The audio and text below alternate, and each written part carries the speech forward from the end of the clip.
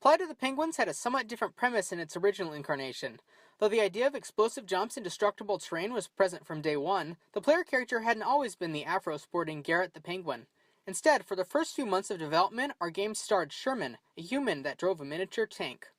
Once we entered Alpha, my team decided to change the main character to his current form for a number of different reasons.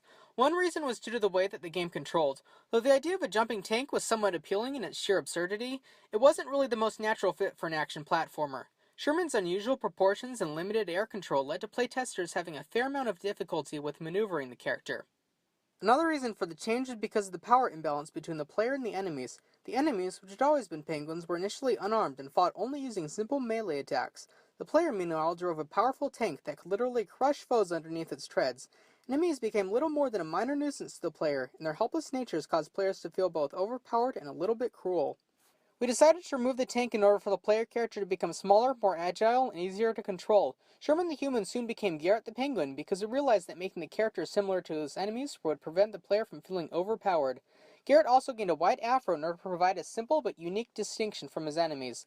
The player's response to these changes was overwhelmingly positive, and the gameplay took on a whole new, fast-paced direction as a result.